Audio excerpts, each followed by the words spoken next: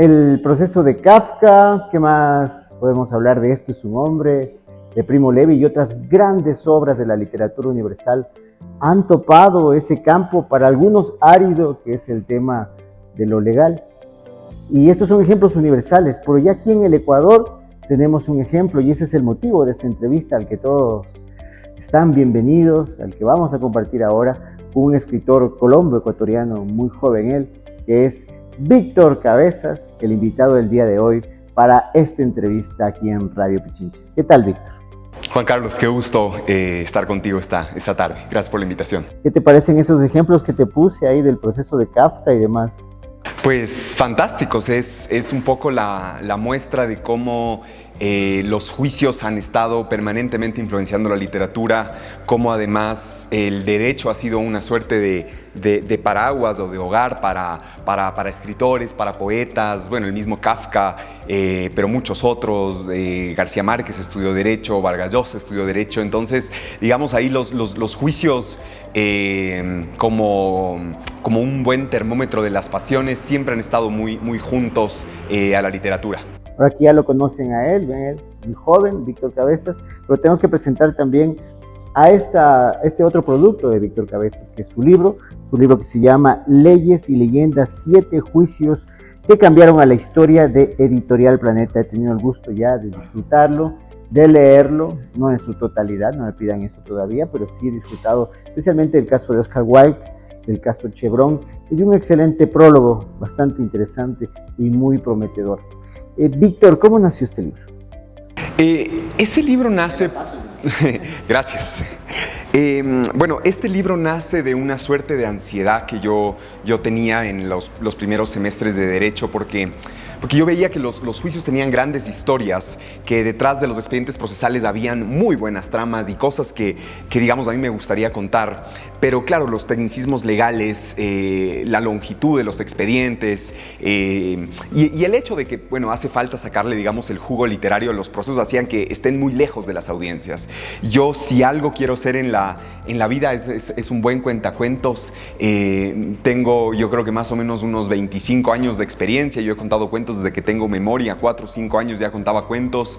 Me encanta contar historias. Creo que es una parte fantástica de la naturaleza humana, esto de que nosotros aprendemos con historias. Muchos de tu audiencia aprendió los valores, también nuestros antivalores con fábulas desde chiquitos. De las primeras cosas que nosotros aprendemos a hacer es pues a entender con historias.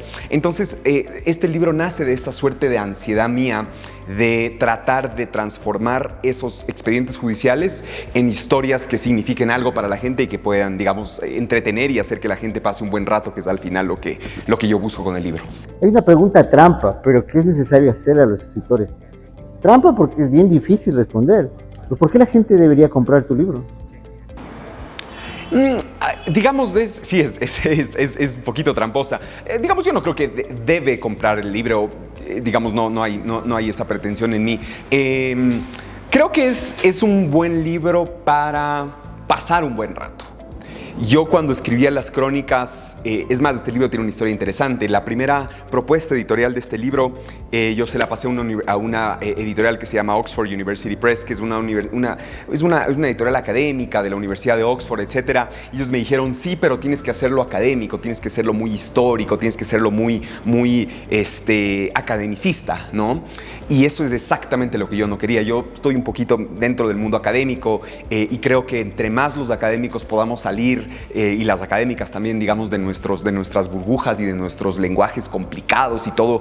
Entonces un poco, no es un debe, pero yo creo que a tu audiencia le podría pasar un buen rato, podrían reírse, después podrían estremecerse, después podrían sentirse medios estimulados y al final decepcionados. Y un poco esa montaña rusa de emociones es lo que yo he tratado de hacer y lo que creo que de alguna forma promete el libro. Quisiéramos hablar también de los temas que topas, porque son temas muy mundiales, tienen una difusión internacional muy potente.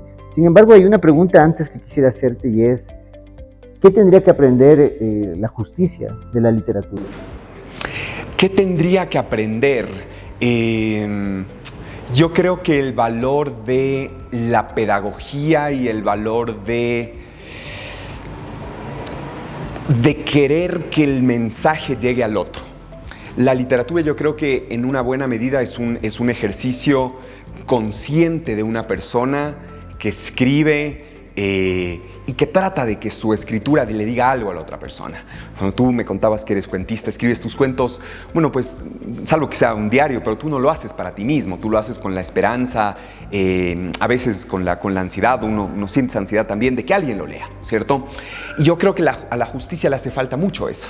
A veces, lamentablemente en nuestro país, buena cantidad del tiempo, quizás 95% de los casos, los jueces no fallan para que sean leídos, para que sean entendidos, sino para completar unos formatos y hacer unos checks y decir, ok, se copiaron y pegaron 25 sentencias, 25 doctrinas y después un párrafo de razonamiento. No hay, salvo honrosas excepciones, una voluntad de que el mensaje llegue, de que tú, Juan Carlos, si tuviste un problema con un panadero, con un lechero, con una profesora, con una ejecutiva y presentaste un juicio con esa persona, no hay en la justicia un ánimo de que tú entiendas qué es lo que el derecho tiene para decir en tu caso. Hay el ánimo de decir, vea señor, después de 2 años aquí está su sentencia, pagará $10,000 a la doctora, gira el cheque y ya está. Pero muy pocas veces en la justicia hay un sentido de la pedagogía y del valor del lenguaje. Entonces yo creo que si algo podría yo pensar que le debe o que la literatura le puede enseñar a la justicia es eso, es el valor de querer que el mensaje llegue. Lo comunicacional, y justamente creo que es un valor muy importante porque yo leí el libro, no es nada aburrido, hay cosas muy interesantes que lo hacen un compañero de viaje. Yo tengo una maleta y el libro me lo he estado acompañando y lo disfruto en mis movilizaciones, en el bus, en el metro ahora. Disfruto del libro y realmente es una experiencia muy gustosa. Otros antecedentes del libro, no sé si leíste Bartleby. No he leído. Escribiente, te lo recomiendo mucho. No te hagas así, porque realmente era un escribano que de tan triste no hacía nada. Decía mejor, preferiría no hacerlo, era una frase permanente de Bartleby, de Herman Melville. Y también pensaba en Pablo Palacio, ¿no? Un hombre muerto a puntapiés, que es un expediente básicamente judicial. Sí. Absolutamente, absolutamente. No, pues digamos la literatura y la justicia se han alimentado y retroalimentado permanentemente porque, digamos, un juicio es en realidad una lucha de pasiones. Si tú quieres hacer una memoria, quizás hasta una memoria emocional del mundo, tú puedes ver qué juicios se litigaban.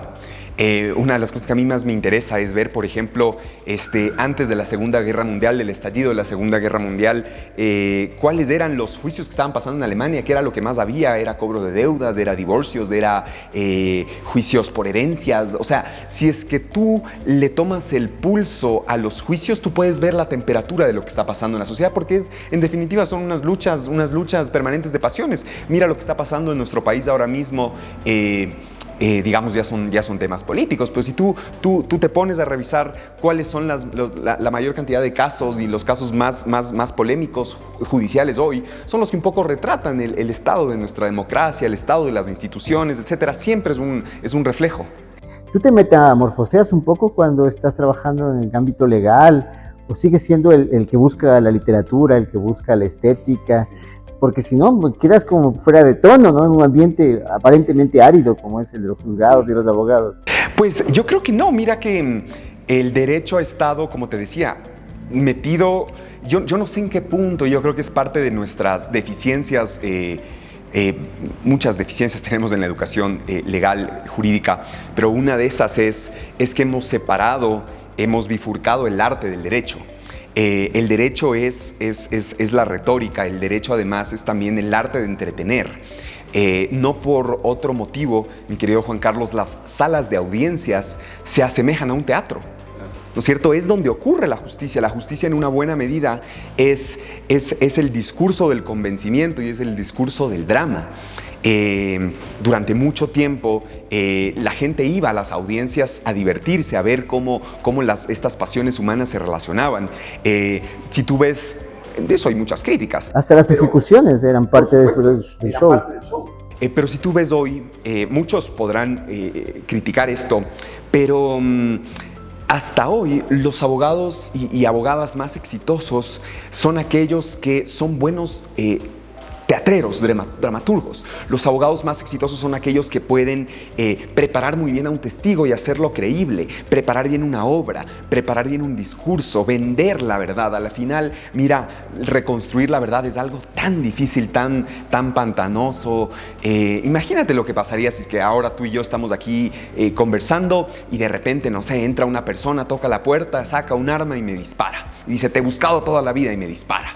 Y luego nosotros tenemos, bueno, yo no, porque ya estaría muerto, pero digamos alguien, viene una fiscal y dice, bueno, reconstruyamos los hechos, y otro abogado viene y dice, reconstruyamos. Imagínate lo pantanoso que es reconstruir estos hechos, recuperar los testimonios. De pronto uno de los colegas acá vio una cosa, el otro colega vio otra cosa, tú entraste en shock y viste otra totalmente distinta, pero además la cámara vio otra. O sea, la reconstrucción del pasado es un terreno muy pantanoso que solo se soluciona con el arte y con la dramaturgia. Eso es algo, por eso siempre ha estado muy vinculado. Yo no sé en qué punto hubo esa bifurcación, y hoy en las escuelas de Derecho, por ejemplo, no sé, salvo una o dos, pues la literatura y el teatro no es algo que los alumnos y las alumnas se educan, que aprenden. Hay una diferencia, ¿no? Que es la búsqueda de la verdad, porque el arte ya no está atrás de eso, sino busca de la belleza, aunque la belleza esté detrás de una mentira finalmente, o nunca exista, porque solo que traiga un poco del aroma de esa cosa extraña que es el arte, da bastante y es suficiente. Pero en el derecho, en lo legal, la verdad es mandatoria, ¿no? Digamos más o menos. Yo creo que es mucho de un discurso. Los abogados decimos que en un juicio buscamos la verdad procesal, no la verdad material. Es decir, regresando al ejemplo de que alguien me atenta contra mí y luego hay un juicio sobre eso, no vamos a estar buscando cuáles fueron la secuencia de los hechos perfectos y que materialmente reconstruyen lo que me pasó, sino vamos a estar buscando lo que más podamos probar, lo que más se acerque a esa verdad material. Pero digamos, una de las premisas sobre las que trabaja el derecho es que esa verdad material, o sea, lo que realmente pasó en los hechos, pues es demasiado escurridiza y no la buscamos. Entonces, de hecho, una de las discusiones quizás hasta filosóficas interesantes es qué busca el derecho. El derecho no busca la verdad material, busca lo mejor que tú puedas hacer para reconstruir una secuencia de hechos en un proceso. Me resultó muy televisivo, muy visual también el libro. ¿Revisaste quizás películas, series alrededor? No, a ver, yo te puedo decir que los materiales que me sirvieron para armar las crónicas de estos 7 juicios, principalmente fueron los expedientes, primero, con lo cual ya tenía para, digamos, meses de investigación.